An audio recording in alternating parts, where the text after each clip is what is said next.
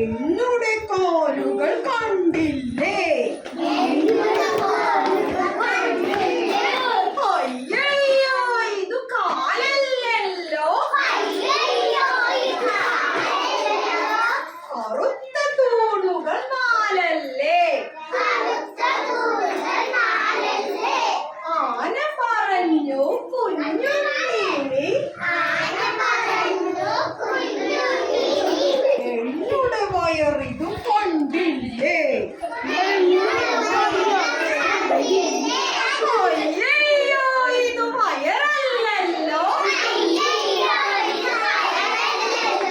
കറുത്ത പൊണ്ണൻ പത്തായം.